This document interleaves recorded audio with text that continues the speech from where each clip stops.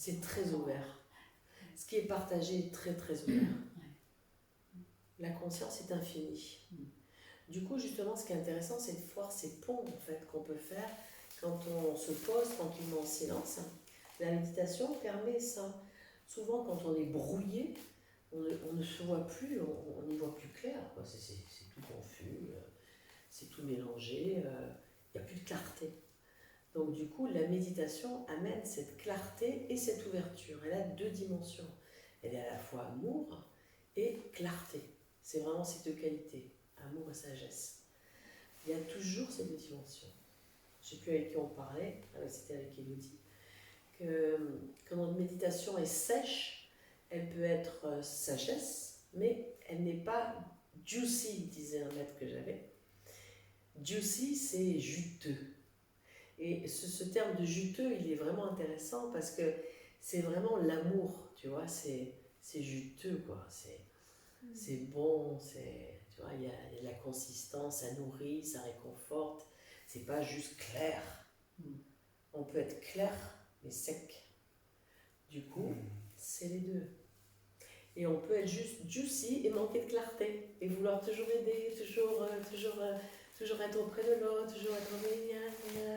Mais c'est pas vu, c'est pas fait avec clarté. Du coup, c'est bien, c'est du bien, c'est de la bienveillance, c'est de la gentillesse, mais ça manque de clarté. Donc on est toujours dans cet équilibrage entre sagesse et amour, clarté et compassion. Ouais, moi je crois que j'étais plutôt du côté de clarté. De la clarté, oui. J'ai pratiqué le zen pendant Et oui. plus de 10 ans. Et ouais. Ouais, c'est que ça. Il y a quand même une austérité, il faut le dire. Oui. Oh, j'en ai fait une. C'est 10 ans, là, Mais du coup, il y avait besoin certainement de cette rigueur, tu vois. Oui, peut-être pour que rien ne se disperse, tu vois. Oui. Peut-être que tu es arrivé sur la voie comme ça, et qu'elle avait besoin de... Ah oui, il y avait besoin. Mais c'est vrai qu'à un moment donné, c'est pour ça que j'ai... T'as quitté. Ouais, j'ai quitté. Parce que il manquait quelque chose, quoi.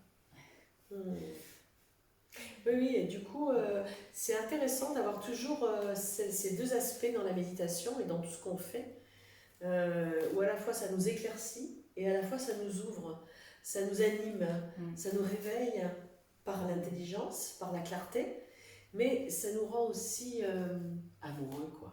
Ouais.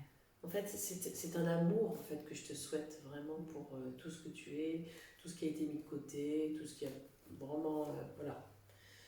Ça n'avait pas sa place ici, on n'amène pas ça sur la voie, c'est des illusions. Non, non, non, vraiment.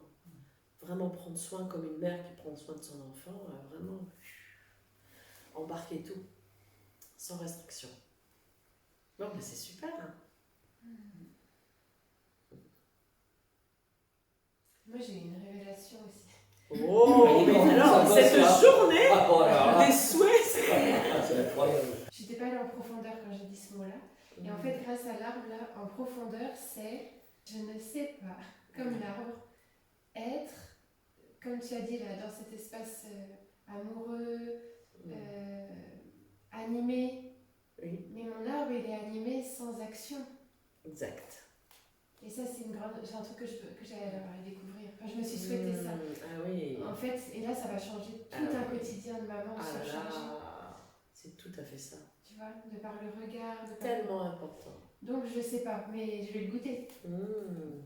Ça, c'est une voie pour toi. C'est-à-dire, c'est pas toujours en réponse. Voilà, c'est le juicy. C'est le juicy aussi. Parce que justement, j'arrête pas, dans mon site internet, je vais goûter la saveur juteuse de l'amour, mais sauf qu'il y a la clarté. Et moi, je l'ai pas, j'ai pas les deux. Soit j'ai l'un. On est toujours dans cette recherche d'équilibre. Oui. Et à un moment donné, justement, quand on voit une personne réalisée, on sent qu'elle nous aime profondément. Et elle voit exactement où on en est. Il y a ces deux aspects.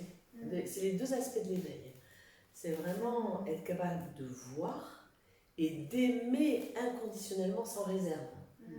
Avec tout, et même le soi-disant bourreau, tu vois, qui est vu vraiment dans son humanité et avec ses conditionnements qui ne peut pas faire autre chose. Et je le goûte, moi, ça. Mais dans l'action. Alors ça, c'était intéressant, là, ce que tu viens d'amener. Et moi-même, étant une femme d'action, du coup, j'entends bien ce que tu dis. Il y a toujours et puis, dans cette problématique de l'aide, évidemment, comme Franck en parlait, et du coup, il y a toujours quelque chose à faire. Hein. Mais non, il y a juste à être. Hein. Et ça, c'est la révélation. La révélation de voir qu'en fait, c'est tellement pas faire. Hein. Parce qu'en fait, on amène dans le faire une réponse pour l'autre. Et c'est pas du tout libérateur pour l'autre. Ce qui est intéressant pour l'autre, c'est qu'il se libère de lui-même. Comme je dis à Marie, pose la question, tu recevras. Ce qui est intéressant, c'est qu'elle reçoive. C'est pas que j'allais lui dire, tiens, tu devras aller voir. Non, c'est pose et reçoit. Parce que du coup, ça, c'est libérateur, parce que ça vient d'elle-même, ça vient de chacun, en fait. Et quand la posture de l'aide du thérapeute, de l'accompagnant, de tous ces métiers à destination, en fait, des autres, c'est qu'on tombe souvent dans la problématique de faire pour l'autre, et particulièrement avec ses enfants. Évidemment, pour les mettre à l'abri, déjà, les mettre en sécurité, comme si on pouvait leur épargner les mauvaises expériences. Mais bon, c'est comme ça. Hein. Donc, du coup, c'est une révélation que de voir que c'est aimer peut-être encore plus inconditionnellement que de ne rien faire, juste être.